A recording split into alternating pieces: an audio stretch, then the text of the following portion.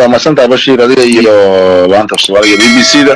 waxaan garoowe gaalkacyo iyo ugu dambeyn Muqdisho aan ku soo laabtayba aan u tagnay waxay ahayd wadnay dagaal muddo soo socday oo ku saabsanaa maamulka doorashada tabashooyin laga qabay inaan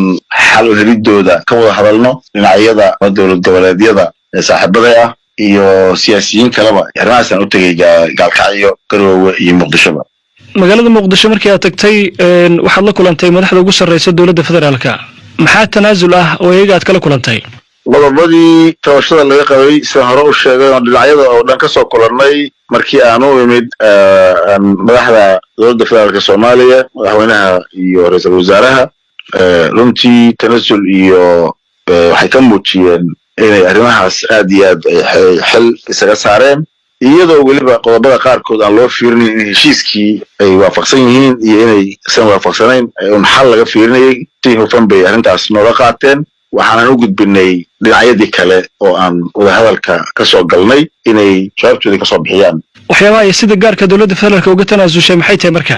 madaxda dawladdu waxa ay tanaasul ka samaysay qodobadii tabashooyin ka jireen oo aan horay sidaan kuu sheegay dhinacyada uga soo wada hadalnay runtii si uga tanaasuleen ama ay u qaateen mas'uuliyad ku jirto sidaas baa qodobadaasna waa qodobadii laga wada hadlay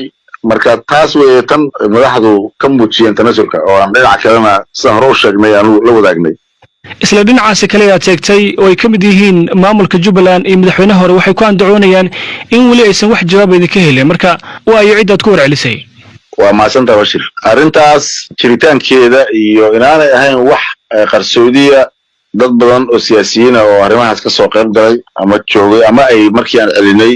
la wadaagnay baa jira oo jooga markii aan garoowe joognayna dad bay u xil saarteen xiriirka iyo arrimaha inay iyagu u qaabilsan yihiin waan la wadaagnay kuwa qaabilsanaa iyo kuwa kaleba waa la wadaagnay waana ogaan kartaayoo dad mas'uuliyiin oo hebel ugu dhigi karo taasi waa saasay ku caddahay waa ka xumaay runtii nin dalka soo maamulay inuu warkaas yidhaahdo anigu inaan u jawaabana mas-uuliyadda saaran baa ka weyn saaxiibkay madaxweyne Axmed Madoobe haddii aad la socotay waa la socotay wuxuu yidhi warqad nooma soo qorin madaxweyne Axmed Qoorqoor marka warqad nooma soo qorin baa ku filan iyadana inay tahay warkaasi waraan runtii in la difaaco un kaliya lagu talagalay ee aan xaqiiqadii ahayn maxaa yeelay warqadtii horena laguma soo qorin aniga warqad laguma soo dhiibin warqad nooma soo qorinna waa wax la fahmi karo waa hadallo iyo jawaabo aan dalku maanta u baahnay in aad iyo aad looga fogaaday ahayde maaha runtii in la yidhaahdo tanna waa difaaci kartaa tanna waa difaaci kartaa annagana wax dhibaataa cidna kalaanaan sheegin haddaad la socoto warkeennii waxaan sheegnay shaqada la soo qabtay dadaalkii la bixiyey iyo meesha uu marayo marka jawaab ay xagga jirto kaliya un baan sheegnay waayahay saacadihii lasoo dhaafay waxaad adiga iyo qaar ka mid a madaxda maamul goboleedyada aad kulamo la qaadanayseen midowga musharaxiinta qaar ka mid a marka maxaad isla meel dhigteen dhammaan dhinacyada oo dhan waa sabab aragnaa ama waa ismaqalnaa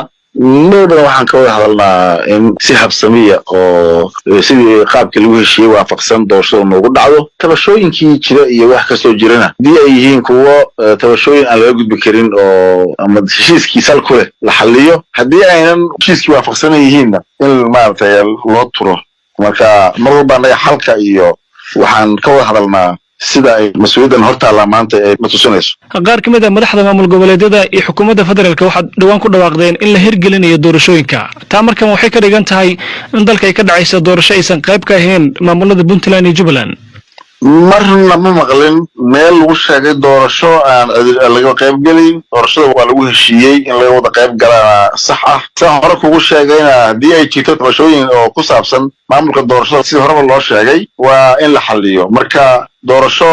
Puntland iyo Jubbaland ka hareen meel lagu yiri ma jirto ama mid ay ka maqan yihiin sababna ma jirto maxaa yeelay mar walba waxaa laga hadlayay tabashooyinkii jirana in la xalliyo doorashada ay tahay